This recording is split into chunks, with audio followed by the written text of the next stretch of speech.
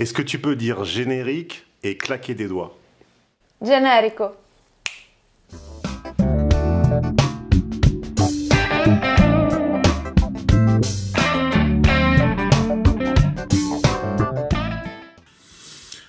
Bonjour, alors c'est Stéphane Edouard. Alors je fais cette petite vidéo à 4h59 du matin. Phone coaching enregistré aujourd'hui même avec une femme. Je sais que vous aimez les phone coaching avec des femmes. Tout ça démarre par un mail sur stéphaneedouard.com. Et ensuite, le phone coaching se réserve sur mat-consulting.fr.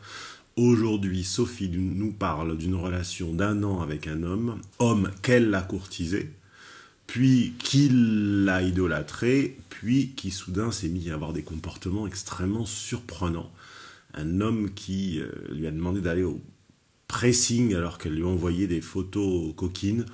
Un homme qui s'est levé de table en plein restaurant pour aller parler à d'autres femmes et qui se montre incapable, qui est dans l'incapacité d'expliquer son propre comportement. Voilà, venez passer 1 heure avec Sophie. Voilà, c'était Stéphane Edouard pour une petite vidéo à 5h01 du matin. Voilà. Allô. J'écoute, mademoiselle. Parfait. On commence? Oui, quand bien tu veux. Oui, merci, et toi? Très bien. Question rhétorique, évidemment. Si ça allait super méga bien, tu n'aurais pas réservé un phone coaching. Comment souhaites-tu t'appeler? Sophie. D'accord. Allez, Sophie. C'est imaginatif. Je vais oublier dans 2 minutes. Tout à fait. Non, je vais pas l'oublier, t'inquiète pas, c'est le prénom de la sœur de mon ex, donc je m'en souviendrai très bien. Sophie, tu es au courant, tu as accepté que cette conversation soit enregistrée pour qu'elle serve à d'autres personnes éventuellement qui pourraient se poser des questions similaires. Tout à fait, j'accepte, je comprends. Ok, je profite pour rappeler un petit peu les règles du jeu de ces conversations que les clients, que les auditeurs, enfin que ceux qui m'appellent acceptent gentiment de partager, pour les pousser à accepter gentiment de partager, pour rendre tout le monde heureux, c'est-à-dire YouTube, moi-même et tout le monde, on commente. Et surtout ceux qui t'écoutent. Et surtout ceux qui m'écoutent, pour qu'ils en aient plus, on commente pendant qu'on écoute, on fait part de ses réflexions sous la vidéo. On poussote et on s'abonne. Je t'écoute, Sophie, et j'espère pouvoir t'apporter un éclairage. Oui. Alors, je vais essayer d'être le plus direct et concise possible, bien qu'il y ait beaucoup d'éléments. Donc, n'hésite surtout pas à me couper et à me recentrer, n'est-ce pas? Alors, je t'appelle pour ma situation personnelle par rapport à ma situation de couple. J'ai besoin, je pense, d'une gifle de réalisme, comme tu sais si bien les donner, et de comprendre certaines choses qui m'échappent et qui échappent à mon compagnon aussi. Lui-même ne comprend pas certains de ses comportements et ça me laisse perplexe. Donc, je pense que tu vas effectivement pouvoir m'aider. Donc, j'ai rencontré cet homme-là qui a 45 ans. Moi, j'en ai bientôt 30, donc je pense que c'est un élément pertinent. Il y a plus d'1 an, on a vécu une superbe relation dans une tourmente professionnelle de son côté, puisqu'il venait de perdre sa boîte, trahi par ses associés.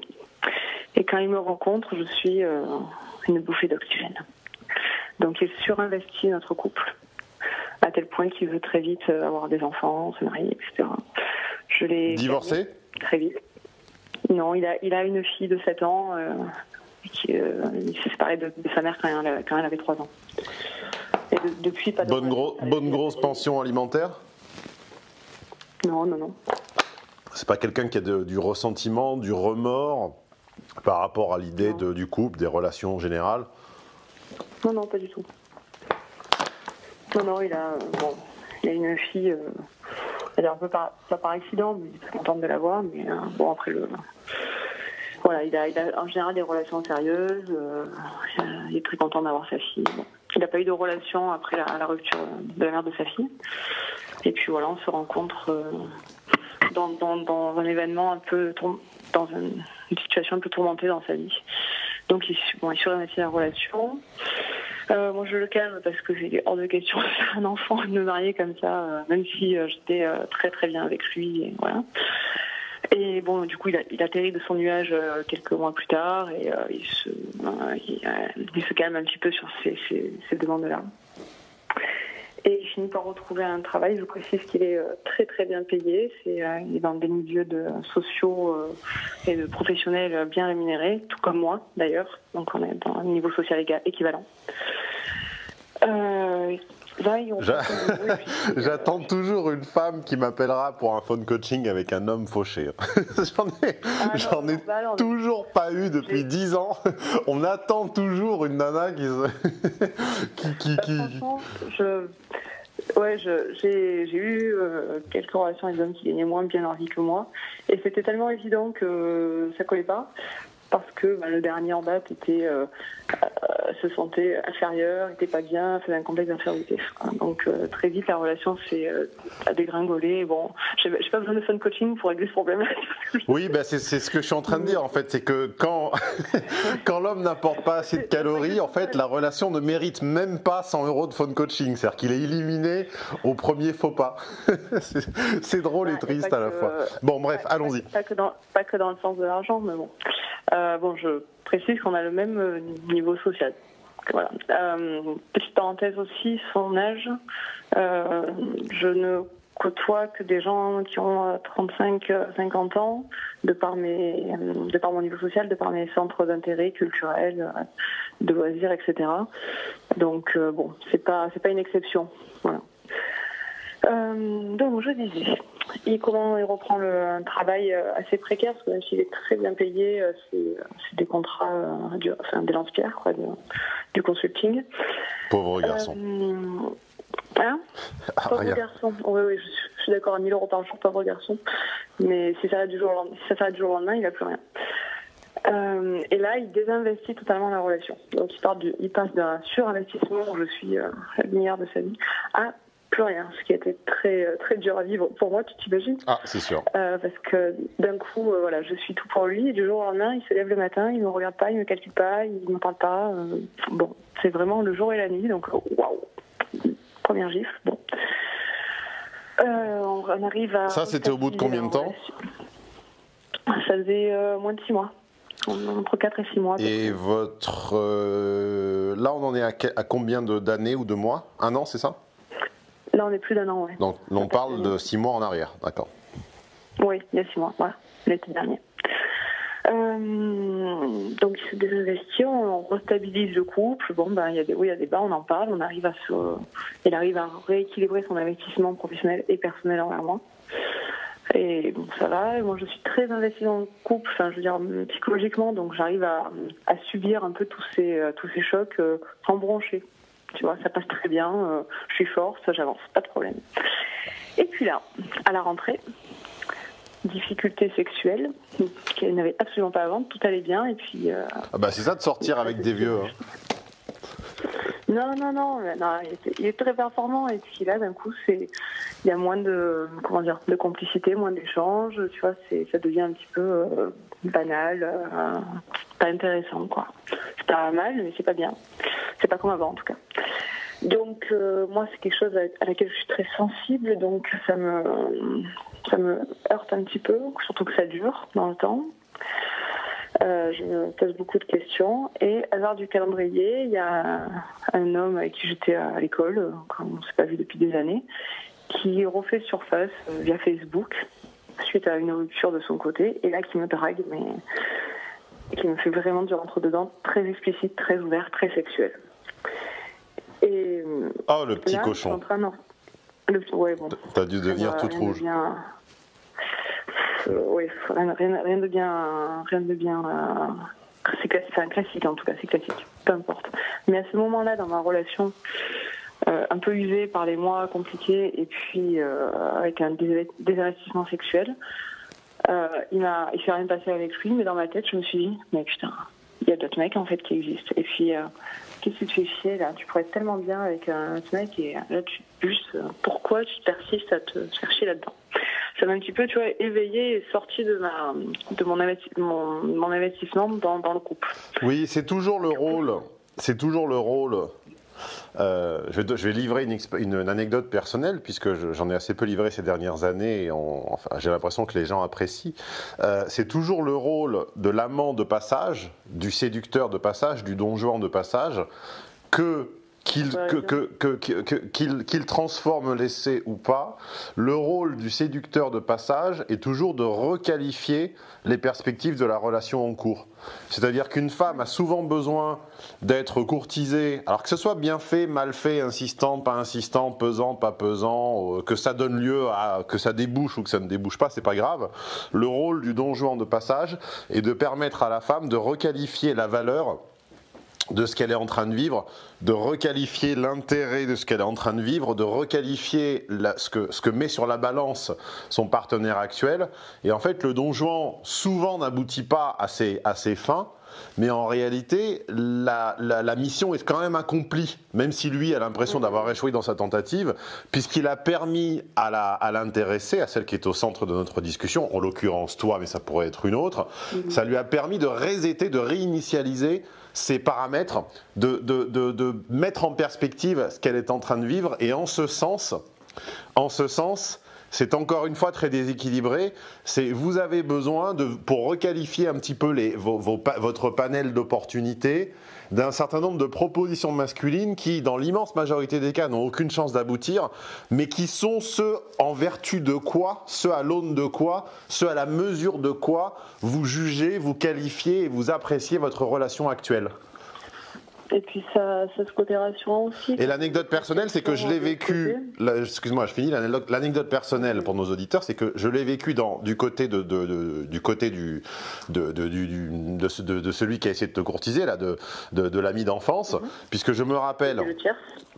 Là, voilà, du tiers, de la personne tierce. Je me rappelle à Sciences Po avoir courtisé pendant des mois une jeune, on était tous jeunes à l'époque, je sais pas pourquoi je dis ça. C'est vraiment une phrase de vieux con de dire une jeune femme. Tu sais, parce que c'est le mec qui ne l'est plus. Enfin, c'est ce que dirait mon mec. Hein. C'est ça. Donc j'ai courtisé une fille de ma classe à l'époque qui était en couple et qui ne m'a jamais donné l'ombre d'une demi-chance, mais qui un jour m'a révélé comme ça au détour d'une conversation qu'en réalité mon apport, ma gentille pression, en fait, lui avait permis de savoir ce qu'elle voulait ou non de son mec. C'est-à-dire que quand vous courtisez une femme en couple, vous aidez son couple. Vous ne vous aidez pas vous-même, vous aidez son couple. Voilà, c'était la fin de mon anecdote personnelle. C'est ça, comme si je plantais une graine et puis après, je l'arrose ou quelqu'un d'autre l'arrose ou bref, mon compagnon la dessèche. Donc il s'est passé avec ce mec-là, mais effectivement, ça m'a un petit peu ça m'a fait électrochoc pour me poser d'autres questions. Donc là, j'essaye de réinvestir mon couple parce que je sens qu'il y a un vrai problème de mon côté maintenant. Et j'essaie de le reséduire sexuellement, de me dire je vais au moins remettre ça d'aplomb parce que une bonne santé sexuelle, ça me ferait quand même du bien. Et là, il dénigre totalement mes signes d'intérêt. Donc là, j'aime bien, quand je sais qu'il est en réunion avec des Chinois, je sais pas quoi, lui envoyer des photos, des messages coquins, des trucs comme ça. La dernière, il m'a répondu plus bâcher, va chercher mon costard au pressing. Sérieusement? Il dit bon. Ouais, il m'a dit arrête tes conneries, n'oublie pas d'aller me chercher mon costard au pressing. Mais au premier degré? Bon, mec, je fais. Ah oui, au premier degré, j'avais vraiment un costard au pressing. Je fais plus d'heures que lui, je gagne pas aussi bien avec lui, mais je gagne très bien ma vie. Tu t'occupes plus de moi, tu me regardes plus, tu fais plus attention à ça, et en plus tu me demandes d'aller chercher ton costard. Là, j'étais pas loin de faire la valise. Mais je suis restée. Alors, une petite précision technique, sociologique pour ceux qui nous écoutent, qui ont tout à l'heure entendu un montant que tu as glissé au passage d'une phrase comme ça. Je sais que, comme on est dans un pays relativement puritain sur l'argent, Non, Et que, attends, j'ai pas fini. Et que la plupart des youtubeurs sont des jeunes étudiants qui ne gagnent pas leur vie, ne savent pas ce que c'est que les charges sociales et ne comprennent pas la différence entre un salaire chargé, un salaire non chargé, un chiffre d'affaires, etc. Ils ont entendu 1 000 € par jour. Donc, qu'est-ce que fait l'étudiant bourrin YouTube de base sur YouTube? Se dit, mais qu'est-ce que c'est que ces histoires de riches? Qu'est-ce que c'est que ces histoires de gens à 30 ou 50 000 € par mois? Non, en réalité, 1 000 € par jour est un taux, ce qu'on appelle un taux journalier de consultant, un taux journalier moyen, un TJM, et c'est un taux tout à fait normal, qui n'est même pas extrêmement élevé dans le conseil, puisque dans le conseil, on démarre à 600, 700 € de TJM quand on est débutant et qu'on sort d'une école d'ingénieur, et pour les associés de la boîte de conseil, pour les dirigeants, les managers, les directeurs, les associés, ils vont facturer jusqu'à 2-3 000 € par jour. On est en province, c'est pas à Paris. Voilà, mais attention, ce n'est pas du salaire, c'est du chiffre d'affaires sur le URL, la SARL ou la SAS du consultant. C'est-à-dire que pour parler à la personne derrière son écran qui n'a aucune idée de ce que ces chiffres signifient, moi je peux très bien vous dire ce que ces chiffres signifient. 1 000 € hors taxe 1 000 € hors taxe de chiffre d'affaires, ça fait grosso modo 500 € dans la poche de la personne, dans l'hypothèse où elle n'a pas de charge. Même moins. Si c'est du hors taxe, non, ça fait à peu près 500. Si c'est du TTC, donc s'il faut enlever 20% de TVA, oui, effectivement, ça fera du 350-400. Ça fera du 500 si on est hors taxe. Et là, on est avant l'impôt sur le revenu. Et donc, comme je pense qu'il est dans la tranche des 35-40% d'impôt sur le revenu, ça veut dire qu'à la fin, il reste grosso modo 350 € sur 1000. Donc, je ne dis pas que c'est peu. Mais ces petits calculs-là, je tombe toujours des nues de découvrir que la plupart des Français étant salariés ou au chômage ne les comprennent pas. Donc tu leur dis tant d'euros, ils ont l'impression que ça va dans ta poche. Non, 1000, c'est 350 dans ta poche. Alors, la personne n'est pas à plaindre, 350 x 5, ça fait 1750 par semaine, x 4, c'est quelqu'un qui gagne 6-7 000 € par mois. Les bons mois. Et après, quand il n'a pas de mission, il ne gagne rien du tout. Donc, c'est certes plus que je crois que c'est 97% des Français, puisque pour être dans les 1% de Français qui gagnent le plus, il faut être à 10 000. Donc il doit être dans les 3 ou 5% de Français qui gagnent le mieux leur vie, certes, mais nous ne parlons absolument pas, je dis ça pour que les auditeurs aient des ordres de grandeur et arrêtent de répéter des âneries et des conneries sociologiques, nous ne parlons pas d'une caste ou d'une classe extrêmement privilégiée. On parle de gens qui travaillent, qui font partie du haut du panier, et on ne parle pas de la jet set. La jet set, c'est d'autres montants dont vous n'avez aucune idée, mais c'est certainement pas ça. Voilà, juste pour remettre un peu à tout le monde les pieds sur terre et pas dire des commentaires débiles pensant qu'on décrit une vie qui n'existe pas, etc. Allons-y. Pour étayer, je suis libérale, donc je suis pas consultante, mais libérale, donc on a les mêmes contraintes de travail. Ça, je gagne très bien ma vie, mais si j'ai le malheur de partir en vacances, j'ai 6 000 € de charges par mois, il n'y a rien qui les paye, donc c'est au prix d'énormément d'heures de travail et de pas de vacances, etc. Donc ça se gagne. Enfin, continue. Merci pour Non, mais j'introduirai de plus en plus de mise en perspective sur les questions financières, parce que je remarque que la plupart des gens qui nous regardent ont des idées vraiment en dessous du niveau du sol, vraiment d'une naïveté et d'une inconscience sociale totale. Et l'apanage de la jeunesse. Dès qu'ils mais même des plus âgés, même quand ils entendent des montants, déjà ils ne comprennent jamais la différence entre salaire et chiffre d'affaires. Ils pensent que quand ils me prennent un phone coaching, toi par exemple, tu as payé 100 € ton phone coaching, ils pensent que ça va dans la poche, c'est 100 € hors taxe. Donc déjà, c'est 84,38, je crois, pardon, c'est 100 € TTC. Donc c'est 84, quelque chose hors taxe. Sur ces 84 hors taxe, ça va m'en faire à peu près 40, 45 pour moi, avant impôt sur le revenu, c'est-à-dire qu'à la fin, il va m'en rester grosso modo 25. Il faut que vous compreniez ça. Arrêtez de me faire chier à dire qu'on gagne très bien notre vie, etc. etc. Là, Sophie vient de me donner 25 €. Alors calmez-vous. Comprenez ça. Voilà. Allons-y. Donc, je me rends compte que j'ai besoin de réinvestir dans ma relation, mais ça me coûte de l'énergie. Avant, je prenais les coups, je me relevais, je faisais ça très facilement. Et après ça, tout me prend énormément d'énergie. Tu vois, j'y pense tout le temps, ça me prend la tête, ça me prend le crâne. Je me reconnais pas trop parce que je suis quelqu'un de légère, je me prends la tête pour rien. Et là, d'un coup, je me prends la tête pour tout. Je m'énerve facilement. Enfin, je suis dans une situation où j'ai perdu, tu vois, un peu ma sérénité. Et ça me déplaît fortement. Alors déjà, je me dis, si tu fais de moi une femme comme ça me va pas. Bon, voilà, j'apporte des réponses à mes propres questions, donc je vais changer mes questions. Je me sens, tu vois, un peu comme, je sais pas si tu as vu Fight Club, Edward Norton, quand il regarde son appartement en feu, il se disait, merde, j'avais enfin trouvé la table basse. Et puis là, il y a tout qui part en flamme, quoi. Et totalement paumé. Et cet homme commence à avoir des comportements que je qualifierais totalement, je sais pas, outrageants. Il drague des meufs devant moi. Voilà. Donc ça, il m'a fait ça une fois. On était dans une terrasse il y a 2 mois. Il se lève au milieu de la conversation. Il s'assoit à une table d'à côté où il y a 3 meufs. Je dis, ok. Alors là, de deux choses l'une. Je pense savoir de quoi tu parles, mais de 2 choses l'une pour toujours mettre en perspective. Premièrement, afin de donner toujours le juste degré de nuance aux gens qui sont binaires et qui pensent par blanc ou par noir.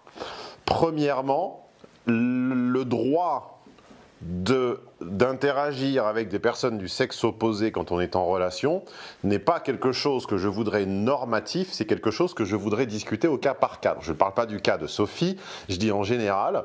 Je pense que le degré de liberté qu'on offre à son partenaire dans son rapport à l'autre sexe, de le laisser aller dîner avec une copine ou partir à la plage ou en vacances avec un copain ou je ne sais quoi, ça ce sont pour moi des choses à discuter au cas par cas dans le cadre de quelque chose que j'appelle le contrat de couple.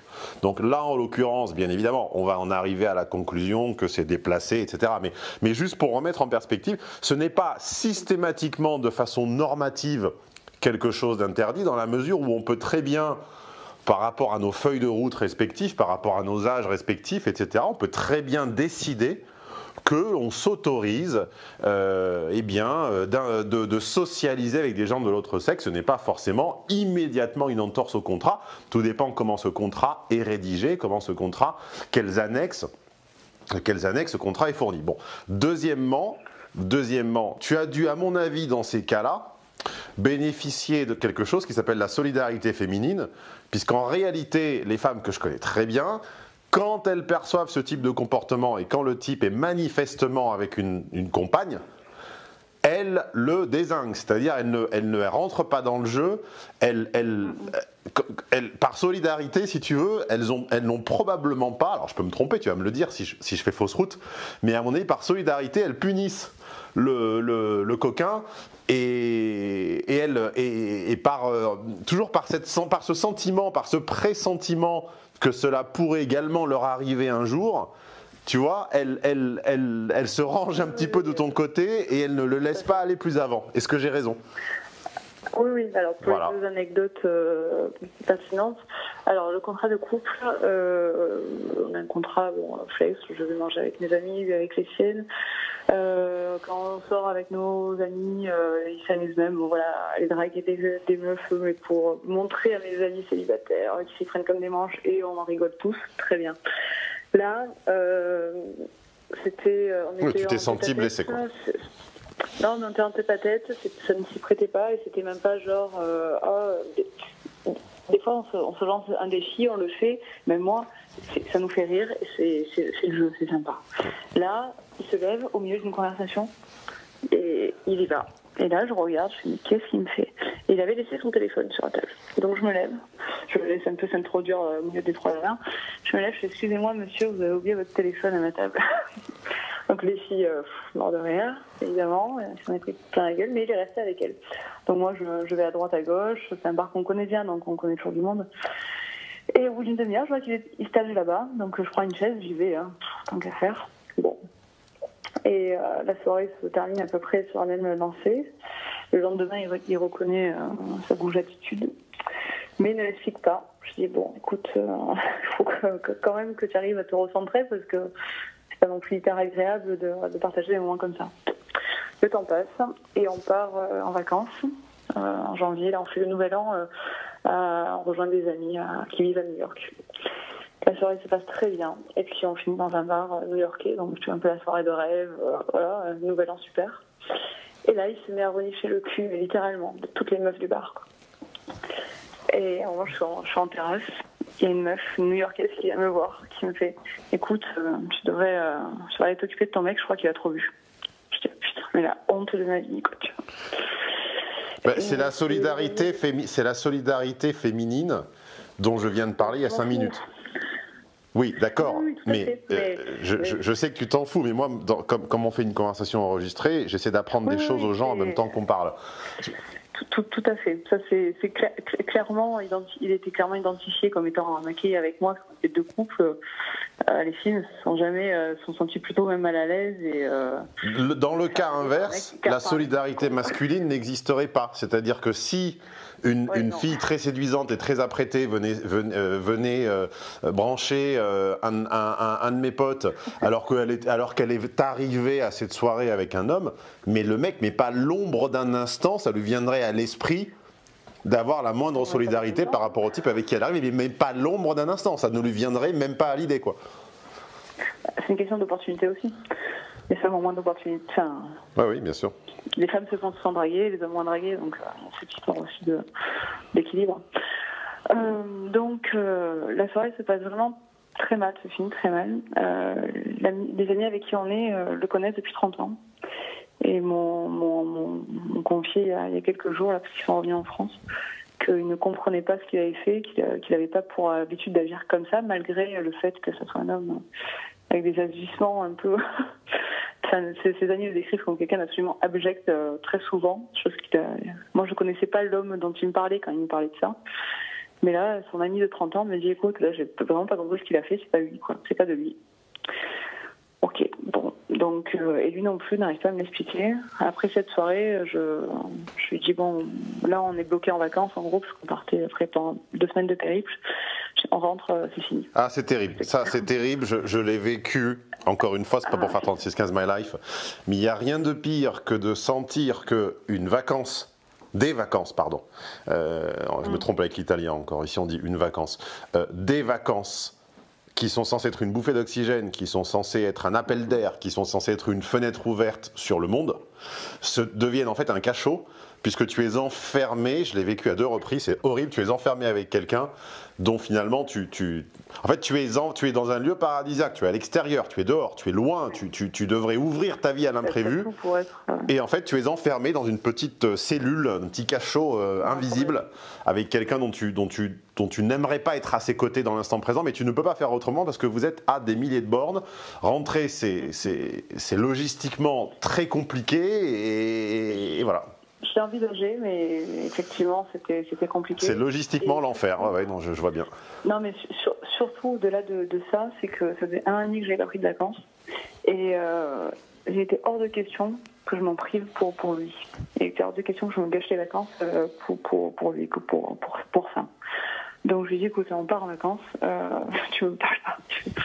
Bon, il s'est senti tellement con qu'on a passé les vacances merveilleuses. Bon, ça a duré 1 semaine, et la 2e semaine, c'est très dur. Mais j'ai passé de bonnes vacances quand même, j'ai tenu bon, j'ai pensé à moi. Et on est rentré, et je dis, bon, je te quitte. Et je te quitte, mais j'ai sûrement pas assez fait de ressenti, puisqu'il a senti que j'étais pas hyper sûre de moi. Du coup, il s'est engouffré dans la faille. Et je ne l'ai pas quitté. Et je crois que c'est la première fois de ma vie que je dis à un homme que je quitte et que je reste. Je me reconnais pas. Je m'en veux. Et donc voilà, je sais pas un petit peu pour ça. Je suis perdue. J'étais je pensais savoir ce que je voulais, à savoir retrouver mon équilibre, retrouver la personne telle que je suis, c'est-à-dire bien, sereine. Mais en même temps, je n'arrive pas à partir. Alors, je ne sais pas si j'ai pas encore fait assez de ressentiment ou je sais pas. Et puis ces comportements là que je n'explique pas et qui n'expliquent pas non plus. Je me suis peut-être une piste. Alors moi, je ne sais pas t'expliquer pourquoi le type te plante en plein milieu d'une pièce pour aller aborder 3 inconnus. Ça, j'en sais rien. Moi, ce qui est très intéressant dans ton histoire, c'est la signification des incompris. C'est-à-dire que mon but, ma fonction, mon rôle dans cette histoire, c'est même pas forcément d'essayer d'expliquer à tout prix ce qui est incompréhensible. C'est de le prendre comme un objet d'étude en soi. C'est-à-dire, pour une fois, je ne vais pas chercher à ouvrir la boîte noire, je ne sais pas ce que contient cette boîte noire. Parfois, je l'ouvre, je la démantibule, je la décortique, et puis on arrive vraiment jusqu'à pièce par pièce à remonter la mécanique. Là, je ne suis pas en mesure, c'est pas un aveu de faiblesse, c'est simplement, tout ça pour les commentaires idiots que je vais encore lire, c'est simplement que il y a trop d'inconnus par rapport au nombre d'équations. Oui. Je ne sais pas pourquoi cet homme t'inflige comme ça des scènes, de défiance. Selon lui, il aurait, parce qu'il n'explique pas, il ne le sait pas, mais il cherche des explications et il pense qu'il a besoin de tester notre amour, de me mettre à l'épreuve, etc., etc. Non, mais c'est des conneries, ça. Oui, tu n'obtiens jamais en demandant frontalement les explications aux actes étranges des gens, notamment dans des situations de drame de couple ou de séduction. Ça, c'est certainement pas la bonne réponse, ça c'est sûr. Je ne vais pas te demander non plus parce que c'est le moment qui ne prêtait pas, parce que comme c'est en pleine dedans, ça ne sert à rien. Par contre, il m'en a reparlé de lui-même à un moment qui ne s'y prêtait pas non plus, où je n'étais pas du tout réceptive à entendre ce genre de choses. J'ai passé une très bonne soirée avec des amis, et d'un coup, il me reparle de ça. Et là, je me suis totalement fermée. Je fais non, mais attends, je n'ai pas du tout envie de parler de ça maintenant, c'est pas le moment. Non, mais ça n'est pas, encore une fois, je pense que la bonne stratégie à adopter dans ce genre de cas, il ne faut pas systématiquement démonter les objets, il ne faut pas systématiquement aller jusqu'à la racine du mal, et je pense que dans ce cas, sa raison n'est pas intéressante. La cause psychologique, la racine du mal, la racine du ciel, comme dirait Romain Gary, pour laquelle ce type te fait ça, on s'en fout. Sincèrement, on s'en fout. Ça serait un prétexte de psy pour te garder 1 an et demi en consultation et t'extorquer 100 € par semaine. Ça serait de te dire, on va arriver aux racines du problème, laissez-moi le temps. Et pendant des années, tu vas expliquer le truc, et à la fin, on va découvrir quoi ? On va découvrir que sa maman avait une aventure, ou que son papa, quand il était gamin, a dragué la bonne. Voilà, c'est ce qu'on va découvrir. Moi, je te dis, tout ceci ne sert à rien. Il faut prendre ces actions, il faut prendre ces scènes, il faut prendre ces moments comme les symptômes, comme les signes nerveux, tu sais, comme les tics nerveux dans une négociation, dans un rapport de force, dans une scène extrêmement contrainte. Il y a toujours des mouvements de main, des mouvements de regard. Tu vois, les très bons négociateurs le savent que pour mesurer la tension de l'autre, il faut regarder les mains, par exemple. La communication non verbale. Ça sert à rien de regarder les yeux, parce que si l'autre n'est pas tout à fait con, il va pas montrer dans ses yeux ce qu'il... Mais par contre, tu regardes les mains... tu vois tout de suite si les mains se crispent, si elles transpirent, la position du corps. Bon. Donc moi je pense que ces scénettes de ridicule, où le mec c'est couvert de ridicule, ces échappatoires, la récurrence de ces scénettes, c'est quoi ? La récurrence, c'est que c'est systématiquement, il a mis en pause, au sens concret et au sens symbolique, le type en fait interrompt un de vos échanges et va voir ailleurs. Après, il se justifie, il est confus, il est tout ce que. Mais la récurrence et le déroulement est toujours le même, c'est que le type, à un moment, interrompt vos échanges et va voir ailleurs. Donc, il faut prendre ça comme un objet en soi, comme une boîte noire, ne pas chercher à l'ouvrir et se dire quel est le mal dont souffre un organisme, dont tous les symptômes s'expriment par « je veux partir, je veux voir d'autres gens, je devant toi de façon. En plus, le pire, c'est que c'est non caché, c'est vraiment ostentatoire. Je veux de façon ostentatoire te faire comprendre que je vais voir ailleurs. Bon, hypothèse 1, c'est un type que tu as rencontré à une époque où ça n'allait pas bien. Ça, c'est sûr. Donc, tu étais l'infirmière. Maintenant, ça va mieux et tu lui rappelles son mal. Voilà. Ça, c'est une hypothèse extrêmement classique qui fonctionne très souvent. C'est que malheureusement, raison pour laquelle il est très difficile et très dangereux pour une relation d'aider quelqu'un à traverser une période difficile, c'est qu'ensuite, tu écopes, tu es plongé, tu es baigné, tu es trempé, tu gardes le parfum. Là-dedans. Je ne sais pas si tu connais cette citation qui dit que celui qui offre des roses en garde un peu le parfum sur les mains. Et ben, celui qui offre une aspirine, celui qui offre un soutien, celui qui offre son épaule, le problème c'est qu'il garde toujours un petit peu du parfum de cette déprime. Et donc peut-être qu'effectivement c'est l'hypothèse la plus simple, finalement la plus évidente. Il t'a rencontré dans un creux, dans un down, dans un trou, tu lui as tendu une épaule et un peu plus, et maintenant c'est plus sexy. Pourquoi ? Parce que maintenant ça va très très bien, et maintenant il faut tout changer, comme on a envie de changer de meuble, on a envie de changer de tapis, etc. Bon, ça c'est l'hypothèse la plus simple. Hypothèse numéro 2, et moi j'aime pas beaucoup, voire très peu, les témoignages de ses amis, de ses proches. Ça j'avoue que ça m'inquiète presque beaucoup plus. Voilà. Hypothèse numéro 2, c'est quelqu'un qui est non pas dans l'autodestruction, mais dans la destruction des relations. Il y a des gens qui ne sont pas autodestructeurs. Il y a des gens qui ne sont pas destructeurs d'eux-mêmes. Ils sont pas alcooliques, ils sont pas, etc. Mais ils ont besoin régulièrement de faire le table rase. Ça s'appelle la stratégie de la table rase. En tout cas, Steven Pinker l'appelle la stratégie. Tu dois connaître Steven Pinker ? N'est-ce pas ? Voilà. Steven Pinker, la compréhension humaine. Voilà. Appelle ça la stratégie de la table rase dans la première moitié du bouquin qui est très longue, très pénible.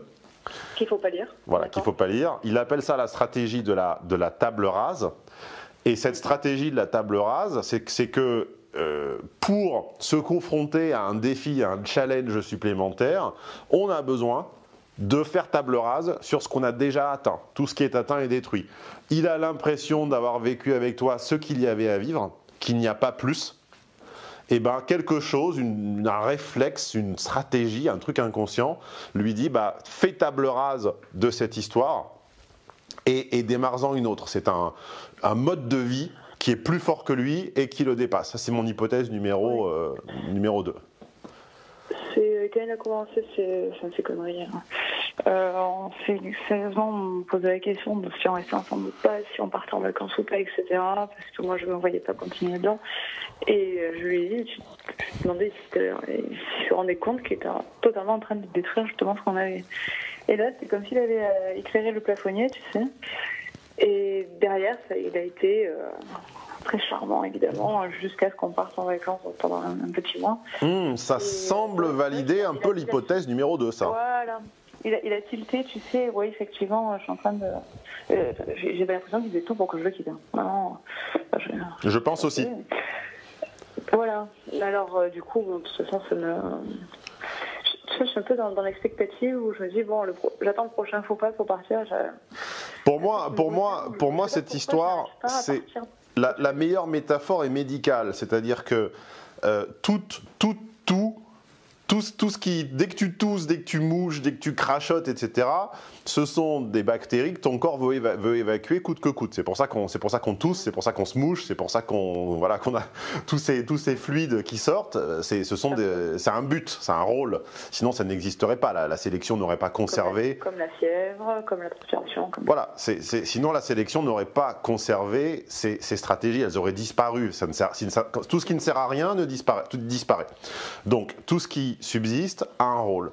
Donc, pour moi, ces crises, on va appeler ça des crises au sens général, au sens clinique, au sens de ce que tu veux.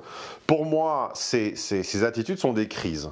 Et ces crises, il ne faut pas aller les expliquer une par un contexte. Il faut dire que ces crises sont des symptômes, des éternuements, des crises d'allergie, ce que tu veux. Et qu'en fait, son but, c'est de sortir de ta vie. Son but, c'est de sortir de ta vie et il t'en crée, il t'en fabrique les prétextes. Les perches, les prétextes. Ok.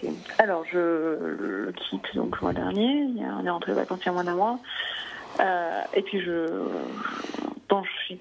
il s'est engouffré dans la brèche, tu sais. J'ai beau mois après lui tendre des perches quand je dis que je vais quitter, etc. Lui, j'ai l'impression qu'il lutte même contre lui-même, tu vois, à arriver à me convaincre que non, il a envie que je reste dans sa vie, que si, que machin. Il n'affrontera jamais en fait son ce qu'il est en train de faire et sa propre réalité. Mais ça, en réalité, c'est parce que. Oui, mais ça ne me. Tout autour de lui jusqu'à ce que je parte. Ça ne me semble pas invalider la piste d'avant. Pourquoi ? Parce que en réalité, il est tiraillé entre deux élans qui poussent en sens contraire. Celui de se débarrasser, de mettre fin à cette relation avec une personne avec laquelle je pense qu'il n'a pas souhaité construire sur la durée, il a souhaité vivre le moment présent, l'instant pur, comme dirait Onfray, et en même temps, n'ayant pas encore celle avec laquelle il souhaite construire, sa stratégie de fuite se confronte à un truc qu'on appelle l'angoisse de la solitude. Et l'angoisse de la solitude est une donnée qui a l'air comme ça enfantine, simple, ça fait un peu explication de bébête, mais il ne faut jamais la perdre de vue. L'être humain, et a fortiori, on parle de quelqu'un de 45 ans, donc on parle de quelqu'un qui est quand même probablement en pleine forme, mais qui n'est plus dans cette phase de vie où on perçoit l'existence comme infinie. Il est dans cette phase de vie où on a quand même conscience de sa santé, on a conscience que le temps est fini, on a conscience qu'on est probablement aux 2/3 de sa carrière professionnelle, on a conscience que dans 10 ans, dans une quinzaine d'années, on est à la retraite, tu vois. Donc on a conscience du temps qui passe, on n'est plus à 20-25 ans où on a l'impression qu'on a toute la vie devant soi, que c'est une longue ligne droite infinie qui s'étend. Donc l'angoisse de la solitude, l'angoisse de se dire mais finalement, quand je me serai débarrassé de ma relation actuelle, mais qu'est-ce qui va se passer, qu'est-ce que je vais faire, parce que tous les hommes, nous avons tous vécu ce paradoxe que l'on n'est jamais aussi séduisant que quand on est en couple avec une femme séduisante. On n'a jamais autant d'opportunités de rencontre, on n'a jamais autant de sourires, on n'a jamais autant de plaisir à badiner que quand on est en couple avec une femme séduisante, ce que peut-être tu es, ou j'imagine que tu es. Donc, et on sait pertinemment, sans se l'avouer, et surtout sans l'avouer aux autres, alors ça on ne l'avouera jamais aux autres, mais on sait pertinemment, sans se l'avouer et sans l'avouer aux autres, qu'en réalité, quand cette histoire prend fin, on perd 30 ou 40% de notre capital de séduction. Et qu'on n'est pas certain d'arriver rapidement à réactiver cet état en fait. Donc toujours penser à l'angoisse de la solitude. C'est un très bon opener, c'est-à-dire il amorce très bien la drague, etc. Mais c'est un très mauvais closer. Tant et si bien qu'en 3 ans, il n'a pas eu de relation et tout truc. Il connaît très bien sa faiblesse à ce niveau-là. Et effectivement, depuis qu'on est ensemble, c'est quand même quelqu'un de très charmant, très séduisant. Il est plutôt sollicité. Effectivement, ça prend un sens ce que tu dis. Il est sollicité dans le compte. En fait, tu ne connais que l'homme que tu connais. Tu ne connais que c'est pas une tautologie ou un pléonasme. C'est moi qui l'ai dragué. Hein. C'est parce qu'il est. On entend parce que c'est moi qui ai travaillé. Quoi. Tu ne connais que ce qu'il t'a laissé voir, tu ne le connais que. On n'existe pas dans un vide social. Tu le connais dans le contexte où tu le courtises, dans le contexte où il sort avec toi. Tu ne sais pas ce à quoi la vie de cet homme, en tant que célibataire pur, ce à quoi elle ressemble. Tu n'en sais rien. Donc maintenant, je pense qu'on a en tout cas évoqué ce qui avait de plus probable, ce qui avait de plus crédible par rapport à son cas. Maintenant, à la limite, il faut qu'à un moment que tu mettes un terme il faut que tu réorientes la pointe de ton fusil ou de ton pistolet parce que tu regardes trop vers lui et tu ne regardes pas assez vers toi. Or, c'est toi qui as quand même plus la vie devant toi que lui. Il faut que tu te barycentres un petit peu sur tes envies. Tu as dragué l'année dernière un type qui te paraissait correspondre en tout point à ce qu'il te fallait. Lui, manifestement, a décidé assez rapidement que tu n'étais pas ce qu'il lui fallait. Il l'a signifié, il te l'a exprimé de façon très maladroite et très blessante par un certain nombre d'anecdotes où il s'est comporté de façon extrêmement grossière pour que tu le quittes. Vous avez vécu des vacances épouvantables. Votre histoire peut vivoter quelques semaines ou quelques mois supplémentaires où vous allez respectivement l'un et l'autre, vous allez alterner une semaine de gris, une semaine de blanc, une semaine de noir. Est-ce que sincèrement, est-ce que le jeu en vaut la chandelle? Est-ce que c'est un objectif que tu as envie de poursuivre? Est-ce que tu veux poursuivre quelqu'un qui fondamentalement ne veut pas de toi sur le long terme? C'est ça la question que tu dois te poser. Non, bien sûr que non. Et puis même sans aller, sans me barycentrer un peu plus sur moi, comme tu dis, la question c'est est-ce que j'ai envie moi d'être comme ça dans l'espèce de brouillard où je sais pas ce qu'il veut, ce qu'il fait. Tout accident, tout incident, tout verre en trop, toute anecdote en fait deviendra une crise. C'est ça le problème des relations instables, des relations qui ne tiennent plus qu'à un fil. Enfin, qui ne tiennent plus du tout, mais bon, on se dit qu'il y a un fil pour se rassurer, si tu veux. C'est que tout incident et toute anecdote devient tout à coup, prend une ampleur incroyable. On est en week-end, on s'est supporté plus ou moins, on s'est toléré, on s'est accepté, on s'est géré. Tout à coup, sur la route du retour, on crève un pneu et on se rend compte que la roue de secours est à plat parce que personne ne l'a gonflée depuis 3 ans. Expérience classique, parce que c'est certainement pas les femmes qui le font, donc quand l'homme n'y pense pas, personne n'y pense. Et tout à coup, cette roue crevée qui, dans l'absolu, n'est quand même pas, je veux dire, bon, on appelle une dépanneuse, on se fait un petit peu arnaquer, et puis voilà, c'est la vie. Et tout à coup, cette roue crevée devient un drame et devient le dimanche soir devient sombre, devient noir, devient épouvantable. On est là au bord de la route, on a envie de se tuer, de s'écharper, de se planter une lame. Et tu vois, c'est le problème de ces relations dont on essaie de rattacher fil à fil, c'est que les petits événements, les petites anicroches de la vie quotidienne, deviennent des prétextes à homicide quasiment, c'est-à-dire une roue crevée, un préservatif qui craque ou n'importe quoi, tout à coup prend des proportions, prend une ampleur absolument destructrice à chaque fois. Et encore une fois, est-ce que avec les qualités que tu m'as décrites, que tu m'as rappelées, apparemment tu sembles ambitieuse, tu sembles intéressante, tu as une belle carrière, etc. Est-ce que ton but est de poursuivre un type qui ne veut pas de toi? C'est ça la vraie question. Absolument pas. Et ça, donc, je me suis beaucoup questionnée. Et je pense que la principale peur que j'ai, qui est pas fondée, ça ne veut rien dire, mais c'est un homme, malgré toutes ces phrases, tout ça, qui est tellement intéressant. Tellement, on partage énormément de choses, culturelles, tout. Et j'ai quelque part, de manière pas très assumée, peur de ne pas retrouver quelqu'un d'aussi intéressant. Mais ça ne vaut pas le coup non plus de passer par tout ça pour se mettre davantage, on va dire. Ça éveille cette peur-là en moi. Et c'est une des raisons pour lesquelles également je ne sors pas avec des gens de mon âge, parce que je les trouve tellement vides. Tu vois ce que je veux dire? C'est toujours un pari pascalien. C'est toujours, je ne sais pas comment démontrer que Dieu existe, mais pour continuer de vivre, j'ai besoin de croire qu'il existe. C'est la même chose avec les séparations. C'est, je suis persuadé, ou je me persuade, ou ce que je ressens au plus profond de moi, c'est que j'ai rencontré un exemplaire, un prototype absolument parfait de ce qu'était ma recherche à l'instant précis. Par exemple, moi j'ai connu une époque où je recherchais diaboliquement, avec acharnement, une artiste sensible et délicate. Voilà. Je voulais une artiste sensible et délicate, et quand je l'ai rencontrée, j'ai eu beaucoup de mal à la quitter. Je me suis même repris à plusieurs fois, car je pensais que d'avoir rencontré un morphotype tel, une telle perfection dans ma recherche, que je ne retrouverais jamais mieux.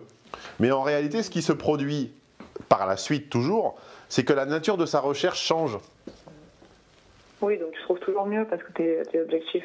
De toute façon, tu ne seras plus la même personne dans les prochains mois et dans les prochaines années. L'objet de ta recherche changera. Et donc, du coup, le canon du fusil se déplace de toute façon. Tu as coché une case.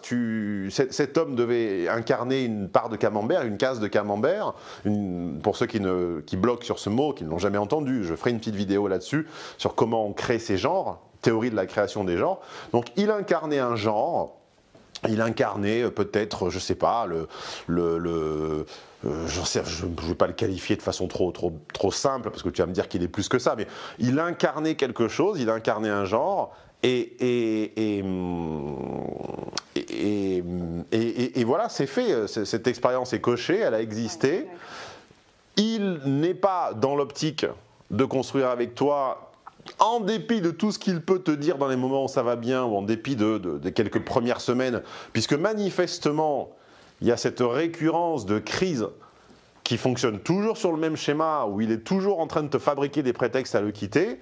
Donc de là, tu as deux façons de voir les choses. La première, la plus saine, la plus normale, la plus intelligente, qui est de se dire, il y a une grande règle dans la vie qui est de ne jamais, même Marilyn Monroe l'a dit, de ne jamais poursuivre ou donner de la valeur à quelqu'un qui ne t'en donne pas, ne jamais poursuivre quelqu'un qui ne te veut pas, ne jamais faire de la place dans la vie à quelqu'un qui n'en fait pas dans la sienne. Ou bien, tu as la solution de la fille moins intelligente, moins ambitieuse, plus soumise et plus perdante, qui est de dire il est tourmenté par des facteurs externes qui ne dépendent pas de moi. Notre rencontre a un but écrit dans les étoiles. J'ai pour fonction de le sauver. J'ai pour fonction de le remettre dans le droit chemin. J'ai pour rôle de lui faire voir la lumière. Ma patience et ma douceur viendront à bout de ces démons. Et là, tu écris à la suite de 50 nuances de Grey et t'en vends 50 millions. Parce que c'est ce que toutes les connes et toutes les poufs penseront. Donc à toi de savoir si tu veux être une conne et une pouf. C'est ça en fait la conclusion du phone coaching. Oui, non, je connaissais déjà la réponse. Okay. Penses-tu que l'amour va triompher et que ta douceur va le sauver de ses démons? Voilà. L'amour est déjà mort. L'amour est déjà mort, je n'ai plus ni douceur ni patience. Bon ben voilà. Je me sens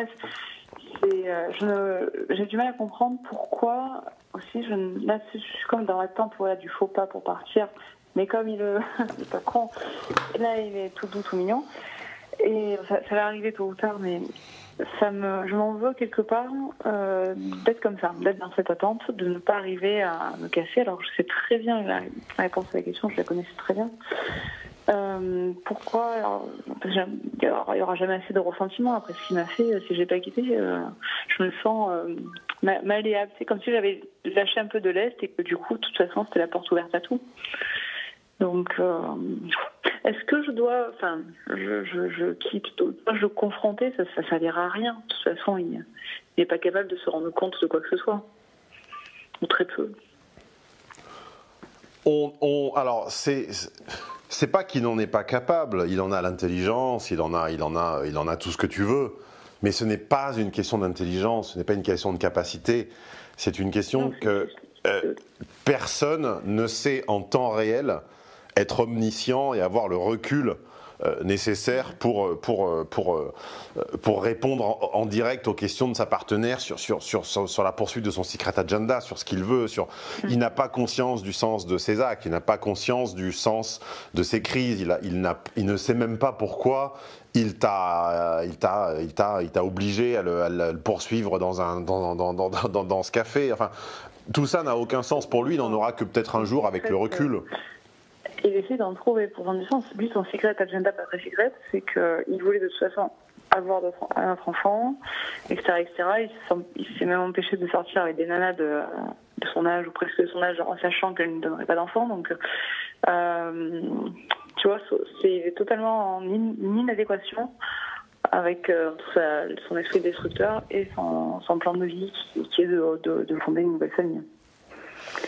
Donc, mais bon, de toute façon, c'est un enfant. Écoute, est-ce qu'il t'a disqualifié parce que ton secret agenda ne comprenait pas la case enfant? C'est possible.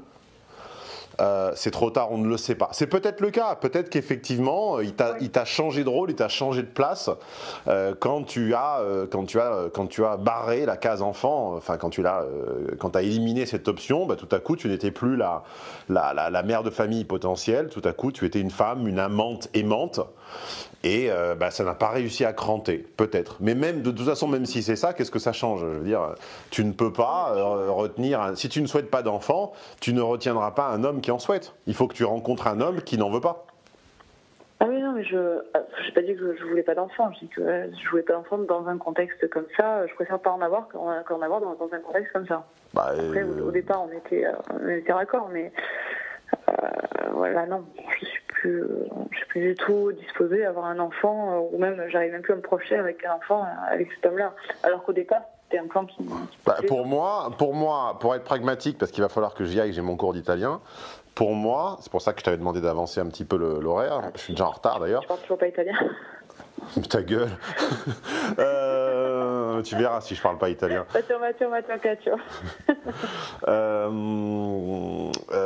Qu'est-ce que je voulais dire? Tu m'as fait perdre mon fil, tu vois. Pour moi, qu'est-ce que je voulais dire? Ah oui. D'avoir des enfants. Non, pour moi, alors je vais donner la solution la plus pragmatique.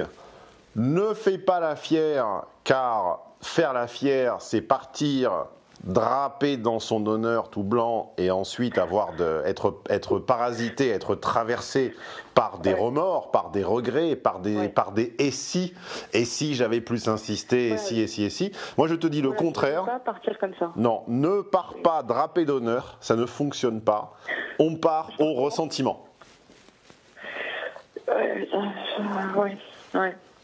Donc prends, alors je te dis pas non plus de rester des années, hein, mais prends les semaines qu'il faut pour laisser libre croissance, libre cours au ressentiment, à ce que observe ses défauts, observe ses manques de respect, observe ses inattentions, observe ses lâchetés surtout. Observe ses lâchetés et laisse libre cours à ton ressentiment. Ne t'interdis rien de ton côté puisque, encore une fois, c'est une perspective à relativement court terme avec lui, mais laisse libre cours à ton ressentiment. Regarde comment vous allez affronter les embûches de la vie quotidienne et ne pars pas sans ressentiment parce que ça fait très plaisir sur le moment, mais qu'est-ce qu'on s'en veut? Ouh là là, qu'est-ce qu'on s'en veut? Et ensuite, on est traversé par des fantasmes, par des souvenirs, par des regrets, par des rêves qu'on n'arrive pas à digérer. Je l'ai vécu. Alors, notre relation était peut-être plus intense. En tout cas, je parlais de cette personne avec beaucoup plus de tendresse que tu ne parles de lui. Donc, je pense que je l'ai, entre guillemets, plus aimé. Mais qu'est-ce que le départ sur l'honneur peut briser ? Ne le sous-estime pas la nuisance de la puissance du départ sur l'honneur et ne pars pas pour faire un coup, pour faire un geste, pour tu vois. Cette relation, elle a 1 an, elle t'a marqué pendant 1 an avec vos crises, etc. En plus, beaucoup d'enceintes closes, beaucoup de temps, beaucoup de paroles, beaucoup d'échanges intimes également. On n'efface pas 1 an de vie en commun ou plus ou moins aussi rapidement sur un coup de tête. Laisse le quotidien faire le travail à ta place. Laisse le quotidien faire le travail à ta place et dégrafe le fruit quand il est mûr. Exactement la réponse à ma question. Très bien. Voilà Sophie. Merci Stéphane, a bientôt. Ti lascio e vado di corsa alla scuola di italiano perché anche se lo parlo lo vorrei sempre migliorare. Bonne journée. Sì, bonne journée.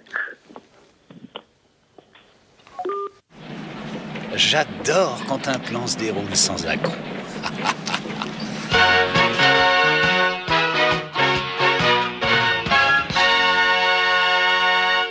Ce que vous venez d'écouter s'appelle un phone coaching. J'espère non seulement que ça vous a plu, mais que ça vous en a appris sur les relations hommes-femmes. Pour en écouter un autre, rendez-vous ici ou ici. C'est YouTube qui choisit la playlist des phone coaching, à ma gauche ou à ma droite. Pour écouter une vidéo du même genre ou sur le même thème, pareil, YouTube a choisi, cliquez à ma gauche ou à ma droite. Et ce que je sais, c'est que pour vous abonner à cette chaîne si vous ne l'étiez pas encore, c'est ici, là, en bas à droite, le rond avec ma tête dedans.